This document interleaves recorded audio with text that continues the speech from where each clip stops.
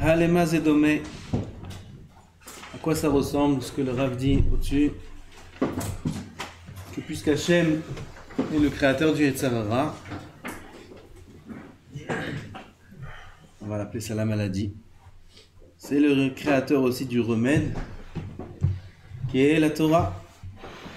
Et le Rav nous a dit auparavant que si Hachem a dit que c'est le seul remède, la Torah, alors ça sert à rien de chercher un autre remède. À quoi ça ressemble?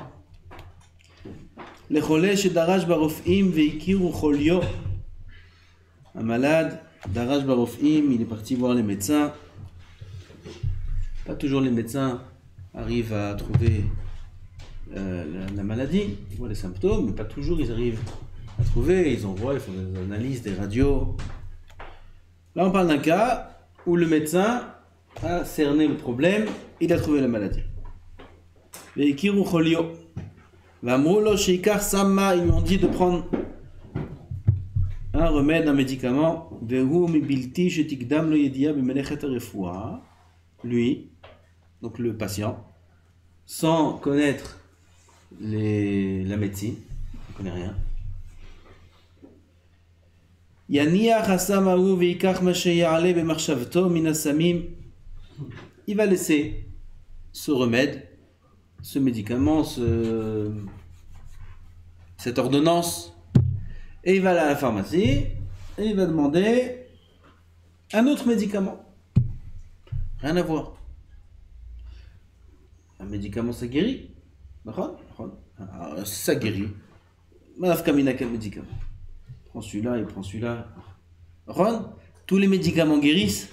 Hein, Khaï? Tous les médicaments guérissent? Oui ou non? Oui. Alors qu'est-ce que ça change quel médicament je prends? Le principal c'est de guérir. C'est vrai que tous les médicaments guérissent, mais pas tous les médicaments guérissent toutes les maladies. Il y a une maladie, il faut prendre tel médicament. Il y a une maladie, il faut tel médicament. Il y a tel produit, tel ingrédient qui est païl, qui est actif dans le médicament. Ça marche pour ça, ça marche pas pour ça. Parfois même ça peut empirer. Si quelqu'un va prendre un médicament qui n'est pas le bon, parfois il n'y a pas de réaction. Parfois ça peut empirer ce qu'il a. Ah mais c'est un médicament, oui mais c'est pas pour la bonne maladie. Les gens cherchent des remèdes et ils prennent ce qui leur semble être un remède.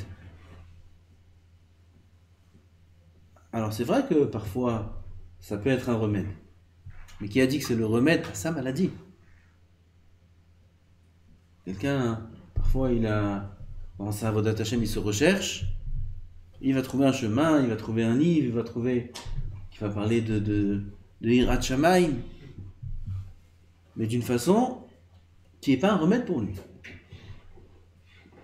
Il y a des gens ils sont devenus encore plus malades avec ces choses-là.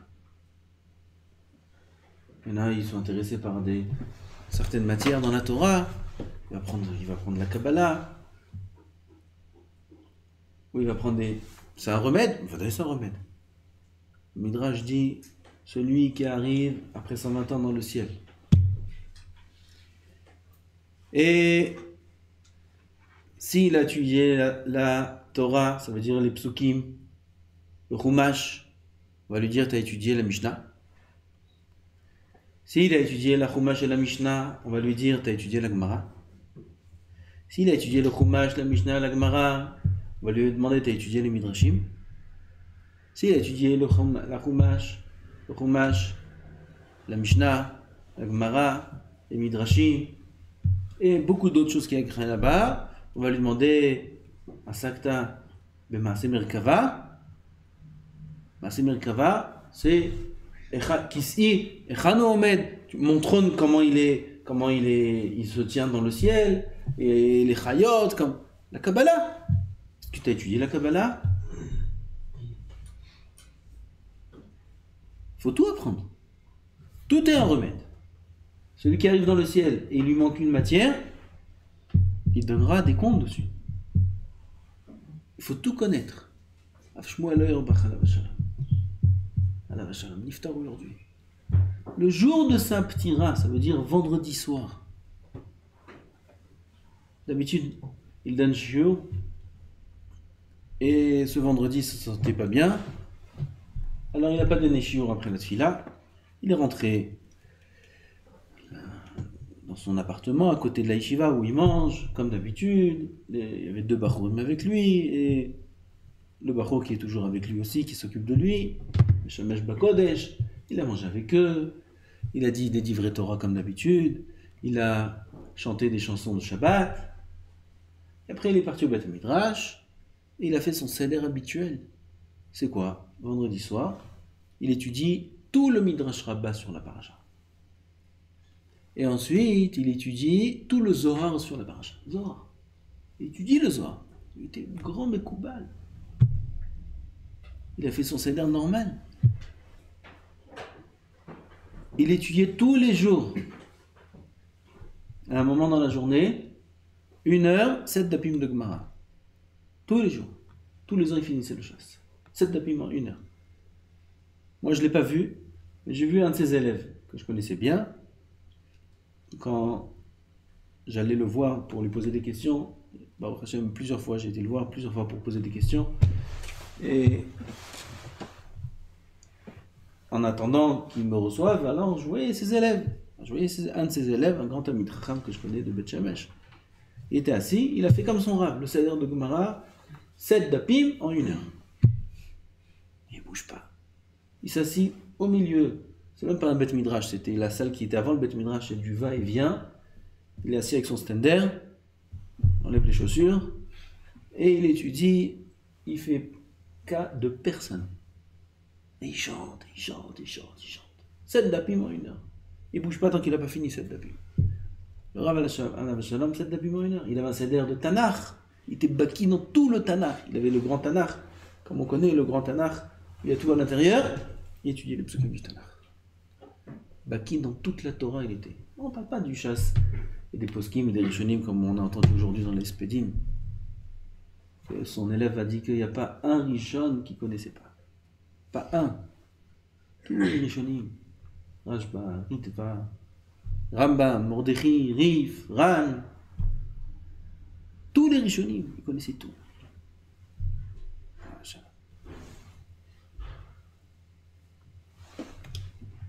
Était une anava d'une simplicité, c'est hors du commun. Ils ont dit aujourd'hui dans les Spedim que celui qui rentrait dans ces 4 amot, il se sentait au Gan Eden. C'est même être comme ça. De le voir après cette fila faire son seder de Mishnayot avec les élèves. Les élèves venaient autour de lui, il avait tous les matins comme ça son seder de Mishnayot. Après, il avait son seder de Chumash Rashi. Il ne bougeait pas avec cette filine. Après seulement, on pouvait aller le voir, lui parler, lui poser des questions. Il n'était pas attaché à se renlamasser du tout. Tu vois son visage, un visage chnin, comme on dit. Tu voyais la Hirat Shamaim, et on voyait sur son visage la Rahmanout, le cœur qu'il avait, quand on lui parlait d'un problème, il n'était pas indifférent, et tu voyais son visage qui prenait à cœur. Comme il marchait.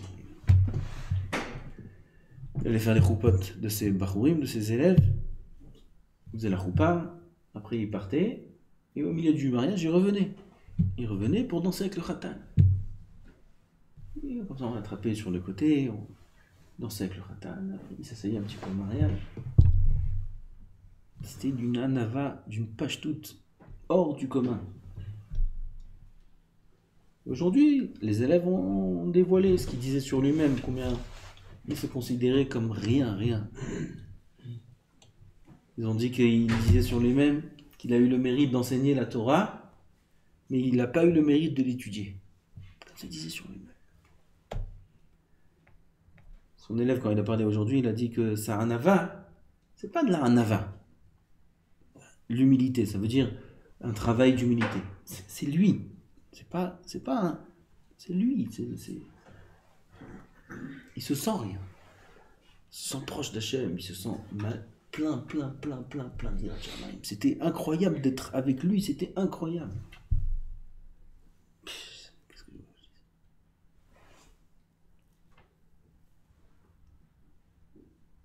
Comment respecter les Chachamim? Ça m'est arrivé d'aller avec Rav Toufik le voir. Et allez voir comment il a accueilli le Rav, comment Rav Toufik il est venu, il a embrassé la main, hein, comme si c'était un Sfaradi. Il était Rosh Kolel à Moussaïov. Chez les Sfaradim, Moussaïov c'était quelqu'un de très riche. Moussaïov l'origine c'est Bukharim. Je sais pas comment dire en français Bukharim. Bref, Bukharim, tous ceux qui connaissent le quartier de Bukharim, à Géoula, là-bas il y a la synagogue Moussaïov. Et ils ont fait un Kolel Shem. Et un jour, ils ont demandé au Rav Shmuel de venir être le Rosh Kolel. De qui? Des Sfaradim. C'est le fils de Rav Shlomo Zalman, il a grandi à Etzraïm, les Yeshiva de Etzraïm, tous les Gdolé Ashkenaz. Ils l'ont demandé. Bon, au début, il n'a pas vraiment accepté, parce que Sfaradim. Ils ont insisté, ils ont besoin. Ils ont dit qu'il faut d'un Rav. Les Sfaradim, ils ont besoin, les Bukharim, ils viennent. Ils ont besoin d'un Rav qui leur enseigne le derrière du limoud. Ils ont parlé aujourd'hui longuement combien il était méhayen en limoud. Moi, j'ai écouté plusieurs fois ces shiurim. C'est spécial. Et quand ils donnaient shiur à la yeshiva, il y avait un élève à la fin, un ancien élève qui refaisait le shiur aux élèves. Parce que les élèves, ils ne comprennent pas son shiur. Ils ne comprennent pas son cours. C'était trop profond. Alors il y avait un élève qui savait traduire son shiur. Et à la fin, il y avait le shiur sur le shiur. Les élèves, ils écoutaient 2 fois. Ils écoutaient du Rav, et après ils écoutaient de cet ancien élève qui connaissait bien le langage du Rav, et il savait retranscrire le shiur pour que les élèves essayent de le comprendre. C'était très profond son limoud. Et ils lui ont demandé, ils ont insisté, il a accepté. Il était Rosh Kolel Shem, ça s'appelle. Moi, j'ai eu le zrout d'étudier dans ce collège là-bas, où il y avait Rav Toufik, après que Rav Shlomo Zalman, il avait déjà ouvert la yeshiva. Il avait déjà ouvert la yeshiva, et donc il n'était plus Rosh Kolel là-bas, parce que de Kolel Shem, il a eu encore 2-3 tafkidim, mais après il a ouvert sa yeshiva Malot Torah, où on était aujourd'hui. C'est là-bas la yeshiva. Et ce Kolel Shem là-bas, alors Rav Toufik, il était un des avrechim de ce collège, avec des Gdolé Olam de Sfaradim. Avrechim, là-bas, au Kolel Shem, Rabbi David Cohen, ceux qui connaissent le grand Mekoubal. Hein, Rabbi David Cohen, le Tzadik Nistar, un autre Rabbi David Cohen, c'est notre Rabbi David Cohen, il connaît Rabbi David Cohen. Je crois qu'il connaît. On avait le Kolel, on a eu le zrout d'avoir le Kolel qu'on avait nous, Nachon, hein, Rabbi David. Mais c'était pas au Kolel Shem. C'était un autre endroit. Là-bas, ils ont construit, ils nous ont fait sortir de là-bas. C'était dans le Kolel, la rue Rabbi Chaim Ozer. Ça, c'était le Kolel où nous, Nachon, Neritra qu'on l'avait appelé, je ne sais pas comment il s'appelait ce Kolel. Et on avait ouvert ce Kolel là-bas, on était à la rue Rabbi Chaim Ozer. À qui ça appartenait? À la famille Rabin. Rabin, c'est un grand chochet, c'est lui qui tenait le Kolel du Rav Shmuel Auerbach. C'est lui qui tenait son Kolel, c'était lui le directeur du Kolel. C'est lui qui finançait aussi le Kolel. Et lui, il avait cet endroit là-bas, on a étudié après. Et là-bas, il y avait le tzaddik, quelques élèves, anciens élèves de Avrechim, de Ner Yosef, ils ont eu le zrout de connaître, Rabbi David Cohen. Ce Rabbi David Cohen, c'est un tzaddik Nista, un des 36 tzaddikim de cette génération. Pashut.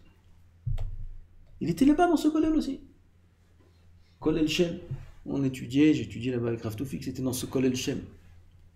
Il y avait qui là-bas? Il y avait Rav Toufik, Rabbi Avraham Toufik et Rabbi David Cohen, c'est tout. Il y avait un autre qui venait de temps en temps, et c'est tout. Sa fougue, c'était absorbé de Yirat Shamayim. Là-bas, c'était le Kolel du Rav Shmuel Auerbach. Il était le Rosh Kollel là-bas. Et tous ceux qui étaient là-bas, ils nous racontaient sur Rav Shmuel. Sauf qu'il m'a raconté plusieurs anecdotes. Comment Rav Shmuel, il faisait attention au Bitoul Torah, qui n'est pas de Bitoul Torah. J'ai honte de parler de ça. Nous-mêmes, on ne fait pas attention.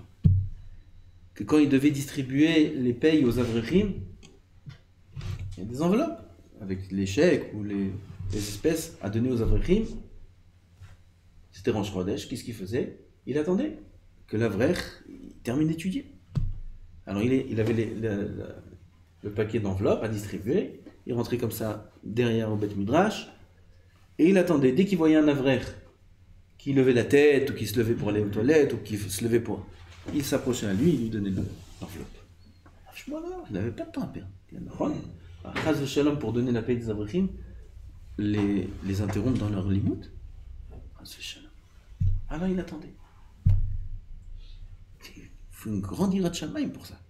Il faut une grande prise de conscience de l'importance du limoud à Torah pour qu'un chacham de cette envergure, de cette gadlout, il perde son temps comme ça à attendre et à regarder, parce qu'il ne peut pas étudier en attendant. Il faut qu'il regarde, que l'Avrech il arrête d'étudier. C'est-à-dire qu'il ne pouvait pas venir à un moment où c'était une pause ou quelque chose comme ça. Peut-être les Avrechim ne voulaient pas les retenir à la fin du limoud, à la fin du seder, vite ils devaient rentrer chez eux. Alors, pendant le seder, il venait et il attendait que les Avrechim terminent d'étudier ou fassent une petite interruption pour leur donner l'enveloppe.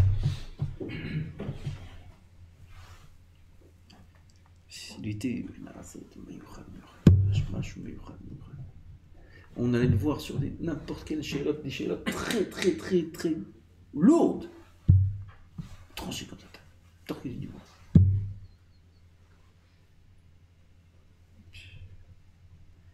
C'est une grande perte pour un Israël, une grande perte. C'était un tzaddik Oved Hashem, mais Talmid Chacham, avec des notions des générations d'avant. Il était très proche de Rav Ovadia. Rav Ovadia était proche de son père. Rav Zalman Auerbach. Rav Ovadia, il était très proche de son père. C'était un Gaon Elam, son père. Et comme son père, il était très proche de Rav Ovadia, alors lui aussi, il était proche de Rav Ovadia. Il était proche des Sfaradim. Dans sa yeshiva, il y a beaucoup de Sfaradim. Beaucoup.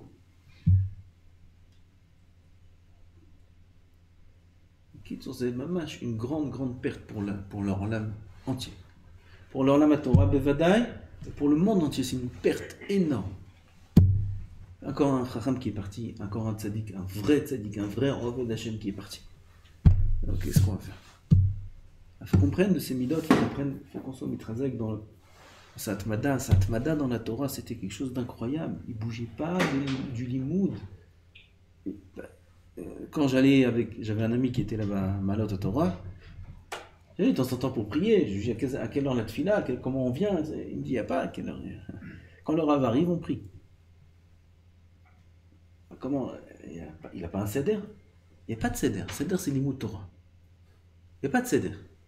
Seder, ça veut dire j'ai un moment où j'étudie, j'ai un moment où j'étudie pas. Chez lui, ça n'existe pas un moment où j'étudie pas. Il étudie tout le temps. Parfois ça peut être jusqu'à 3h du matin, parfois ça peut être 2 jours d'affilée, parfois ça peut être jusqu'à... Peu importe. Il étudie. Il n'y a pas de temps où il s'arrête, de temps où il... Il n'y a pas. Toujours Torah. Il était seul au monde. Il n'avait pas d'enfant. Il est niftar sans enfant. Pas d'enfant. Il était marié avec sa femme, la tzadeket. Niftar il y a beaucoup d'années. Il ne s'est pas remarié. Il vivait comme un bachour à la yeshiva. Ses enfants, c'est ses élèves. Seul. Pas d'enfant, il n'y a pas un enfant qui dit Kaddish sur lui. Il y a ses frères qui ont parlé aujourd'hui un peu dans les spédimes. Et c'est tout. Et il était barreau comme célibataire. Il vivait à la yeshiva, il était avec les élèves à la yeshiva, et toute sa vie c'était que Torah. Il était plein d'Irat Shamayim. C'était rien que le voir, on fait tchouva. Rien que le voir, on faisait tchouva.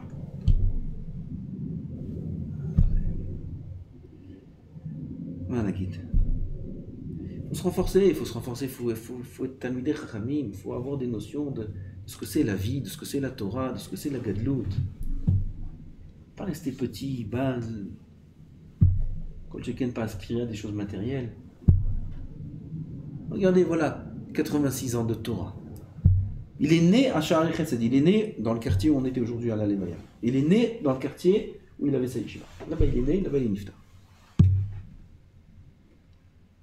Toute sa vie, il n'a pas bougé de la Torah. Toute sa vie, il n'a pas bougé de la Torah. Du moment où il est né, jusqu'à son dernier jour. Voilà, vendredi soir, encore il avait ses sdarim, il est parti tout d'un coup. Quelques heures après son seder, à 11h du soir, il est parti dormir. Il a des élèves qui dorment un peu plus tôt que d'habitude, parce qu'ils ne se sentaient pas très bien. Dans la chambre, ils ont entendu les élèves qui avaient des bruits pas normaux. Vite, ils ont emmené les élèves. Il est parti. Jusqu'à son dernier jour, du jour où il est né jusqu'à son dernier jour, une vie de Torah, que de Torah. Dans ce monde, c'était un Meler. Et dans l'Olam Haba, maintenant aussi, c'est un Meler. Ah, maintenant, il est Doresh là-haut, il est avec tous les tzadikim, tous les kdoshim, Ils ont dit à Sadevaya qu'il a tellement, il était attaché aux écrits du Gaon Mivilna, que c'est sûr que le Gaon Mivilna est venu l'accueillir dans l'Olam Haba. Il est venu l'accueillir de ce monde, Gaon Mivilna.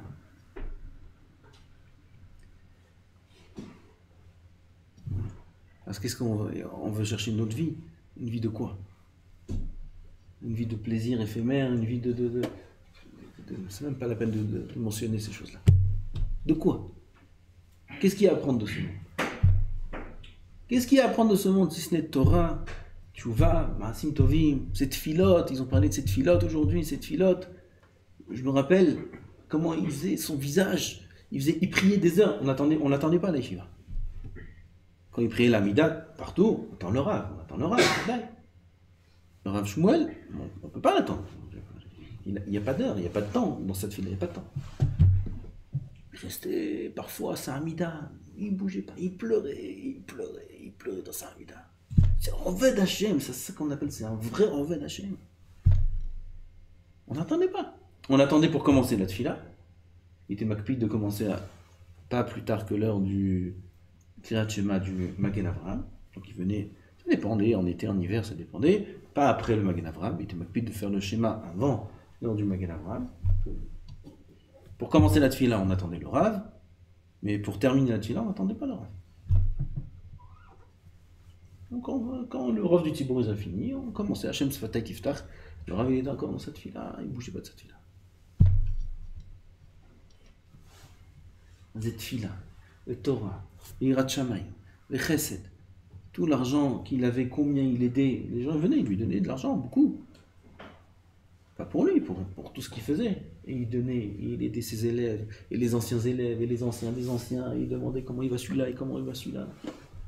Comme ses enfants à lui. Et il aidait tout le monde.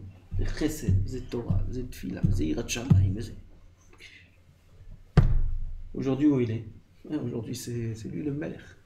Nous, il nous a abandonnés, il nous a laissés. Maintenant, c'est Kadosh Baruch Hu lui a demandé, il l'a appelé là-haut. Il a fini son travail. Et voilà, Baruch Hashem, maintenant, il a l'éternité de profit et de jouissance et de plaisir devant lui. L'éternité. L'éternité. Alors, il nous laisse quoi? Il nous laisse son chemin. Il faut qu'on apprenne de son chemin. Il faut qu'on apprenne. Regarde un homme intelligent. Un homme plus qu'intelligent. Regarde dans quoi il investit. C'était une sommité en intelligence. Du Youn. Alors regarde quelqu'un de Chacham, dans quoi il investit dans sa vie. Dans Torah, Torah, Torah, Torah, comme ils ont dit. Nochamol, ils ont dit en yiddish. Encore une fois, et encore Torah, Nochamol Torah, encore une fois Torah, encore une fois Torah, Torah. Voilà toute sa vie. À part ça, il n'y a rien du tout. Voilà toute sa vie. Voilà que Torah. Alors il faut qu'on prenne de ça. Il faut qu'on prenne du réseau de ça. Et pas stam une Torah de valeur, une Torah où un homme se donne corps et âme, comme ils ont dit aujourd'hui aussi dans les Spédim, un autre élève a dit que pour comprendre un petit peu mieux la Souga, un petit peu, Il faisait Messirut Nefesh Yomam Valayla pour que la Sugia soit encore plus claire, plus pshuta, ils ont dit. Plus pshuta, plus évident, que la Sugia soit plus beira. Encore un petit peu. Combien d'efforts? C'est quelqu'un qui aime la Torah, il ne se contente pas d'avoir compris. On a compris, on avance. Non, non, il faut comprendre encore mieux, et encore mieux. Et pour comprendre encore mieux, parfois il faut faire beaucoup d'efforts. Pour que l'enseignement qui est écrit soit clair, soit simple dans l'esprit. Pour ça, il faut faire beaucoup de Messirut Nefesh. Et c'est ce qu'il a fait là.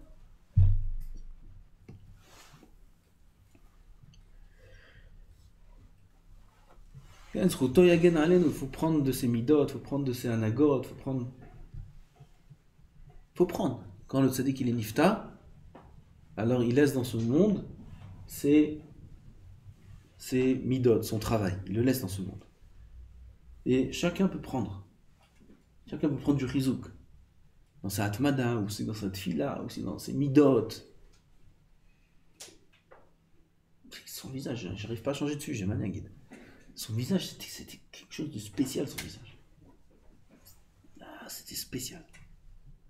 D'être à côté de lui, lui parler, ça rien mâche au mur.